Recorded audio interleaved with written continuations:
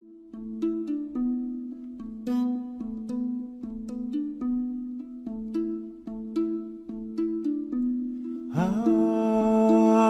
aïe, aïe, aïe, aïe.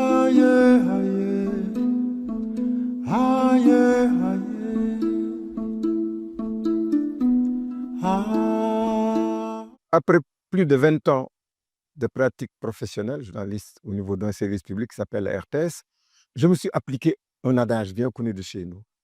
Le journalisme mène à tout, l'essentiel est de savoir s'en sortir. Voilà ce qui m'a projeté dans un environnement d'entreprise où je suis allé gérer la communication dans un secteur qui était un secteur clé de notre économie, qui est le secteur de l'agriculture. Dans une structure qu'on appelait Sonacos dans un premier temps, avant qu'elle ne devienne cette structure Suneror. C'est vrai que c'est un environnement qui paraissait un peu glauque pour moi, mais ça a été un moment tellement utile dans ma vie où j'ai découvert ce qu'on appelle le principe de réalité dans un secteur qui engageait près de 70% des actifs de notre pays, que sont les paysans, et qui devait également jouer un rôle important dans la relance de l'économie à travers un secteur qui est un secteur clé. Après que, plusieurs années durant, on ait assisté à un effondrement de ce secteur sur la base d'éléments multiples que moi, au début, je ne maîtrisais pas et que j'ai fini par intégrer dans ma réflexion et dans ma façon de travailler dans cet environnement. L'arachide, ah oui, qui est une plante magique où il fallait à la fois sauvegarder l'utilité économique, en faire également un produit qui joue une fonction essentielle dans notre alimentation. Aujourd'hui, on parlerait de souveraineté alimentaire, mais également qui prépare le Sénégal à pouvoir rebooster un peu ses échanges avec l'extérieur par la mise en place d'unités de transformation qui étaient la Sonacos devenue Suneor. Mais tout ça avait un coût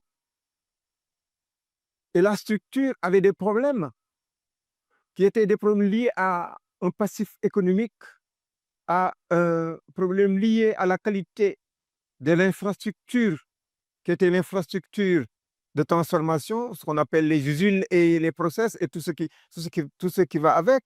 Et il fallait donc, à partir de ce moment-là, voir un peu comment donner une image qui soit une image qui remet en émergence un peu, qui fait réémerger, si vous voulez, la qualité ou la valeur de la structure. Alors, ça a été un parcours de combattant.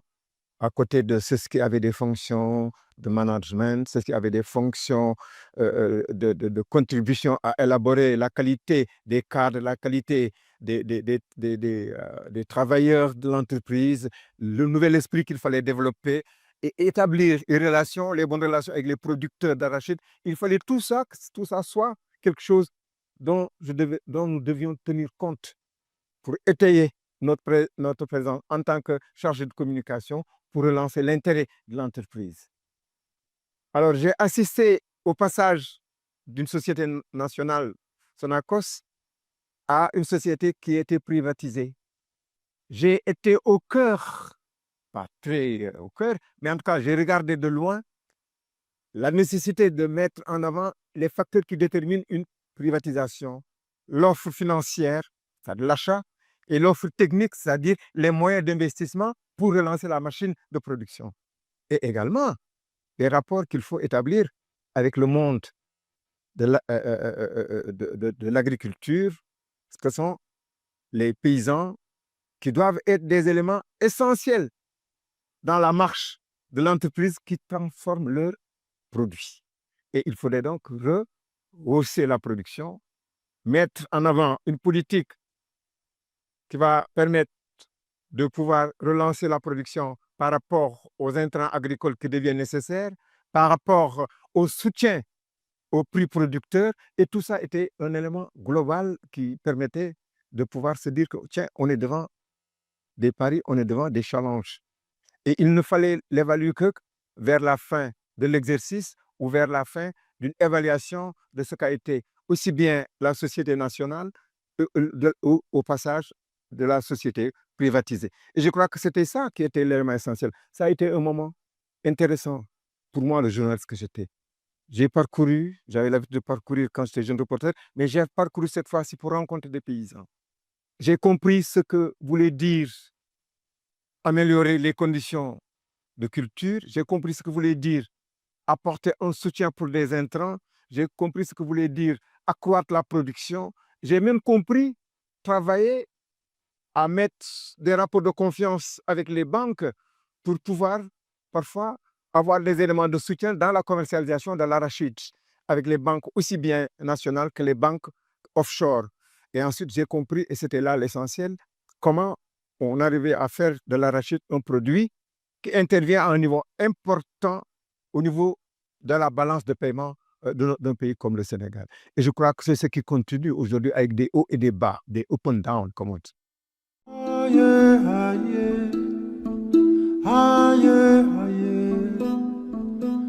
Il y a un principe qu'on évoque souvent, et je dis souvent à mes étudiants. Un responsable de com ou un spécialiste de com n'est pas forcément un journaliste. Mais tout journaliste, tout très bon journaliste peut travailler à être un bon chargé de communication. Il établit des relations, il travaille à polir l'image d'une structure et il travaille également à élaborer, si vous voulez, des éléments de langage et un bon narratif qui permet de pouvoir aider à rehausser, que ce soit dans le cadre institutionnel, s'il est un communicant institutionnel, ou dans le cadre de l'entreprise, s'il travaille à promouvoir un produit commercial ou industriel. Et c'est par la capacité qu'il a à faire fonctionner tout ça qu'il devient un bon communicant. Au fond, on communique pour partager. Au fond, on communique pour créer une adhésion. Au fond, on communique pour permettre de comprendre, et même ceux qui font dans la communication politique travaillent à créer une adhésion autour des projets ou pour des partis, autour des États. Donc, un journaliste devrait retravailler son profil pour se mettre dans la peau d'un communicant. Mais il faut savoir faire la différence entre quand on est communicant et quand on est journaliste. Un journaliste qui reste journaliste et qui a envie de faire dans la communication, il devra laisser le journaliste pour aller faire de la communication. Parce qu'il y a des impératifs ou des principes qui fondent le journalisme que l'on ne trouve pas chez le communicant. Un public reportage que vous faites en tant que communicant n'a rien à voir avec un reportage normal qui pose un certain nombre de principes que vous êtes obligé de faire, quitte même à mettre mal à l'aise les intérêts de quelques-uns.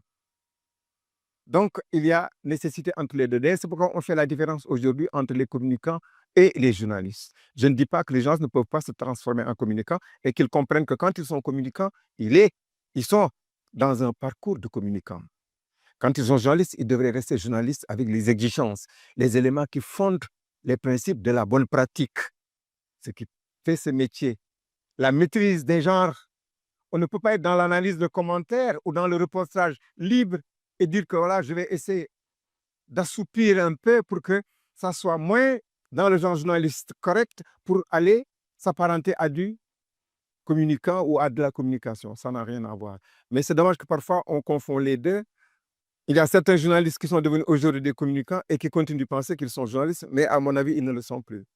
Moi, quand j'ai été communicant pendant tout ce temps où j'ai accompagné des structures, je ne me sentais plus journaliste et d'ailleurs, je n'intervenais plus dans le milieu journalistique.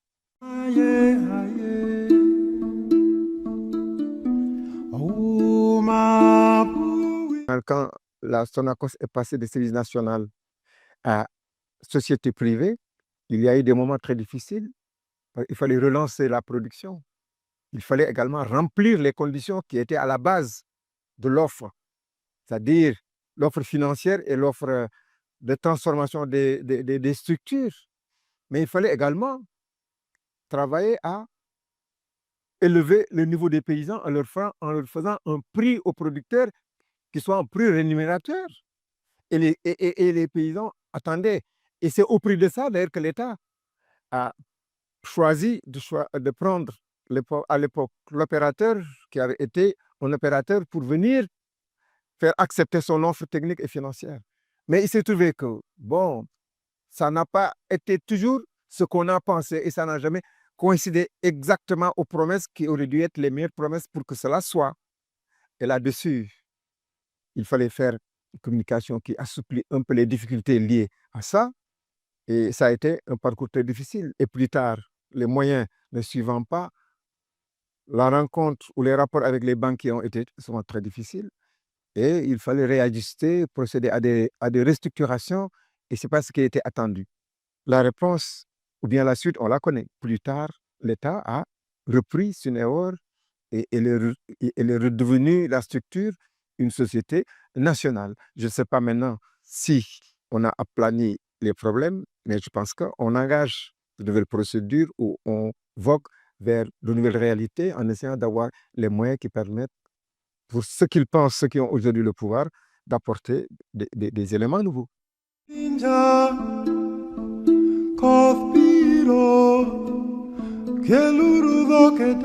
On a organisé pour l'image de l'entreprise un certain nombre d'événements. Quand nous sortions un produit, il fallait l'accompagner par une bonne communication qui permette de le positionner dans un environnement qui était très commercial.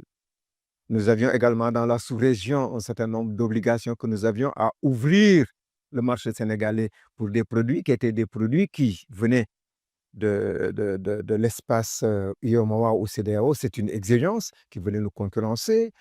Nous avions également à définir par rapport au pouvoir d'achat du Sénégalais un certain nombre de produits, des marques qui sont des produits de marque qui nous appartenaient et qui étaient concurrencés par d'autres produits du même type ou du même format. Il fallait tenir compte de tout ça.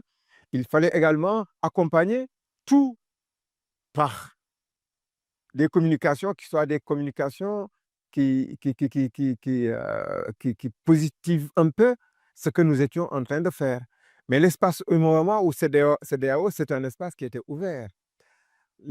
La forte présence de l'huile de palme à l'époque, triturée par des entreprises concurrentes venant de l'UEMOA ou de la CEDEAO, nous faisait obligation de savoir que nous partagions notre espace avec d'autres. Et c'était normal, nous étions et nous sommes restés membres à part entière de l'UEMOA qui a ses clauses, qui définit ses chartes, qui définit également sa législation en matière de circulation des produits appartenant à l'espace.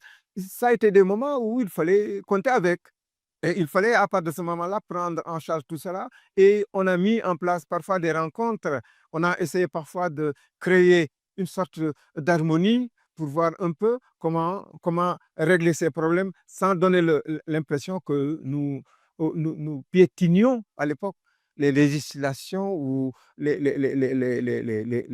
éléments de conformité avec ce qu'avait préconisé l'UEMOA ou ce qu'avait préconisé la CEDEAO sur certains aspects. Je pense que tout ça, quand même, fut quand même des moments difficiles, mais ça s'ajoutait en plus sur la nécessité que nous avions d'apporter des éléments de réforme et de nous adapter aussi bien au plan national qu'au plan sous-régional.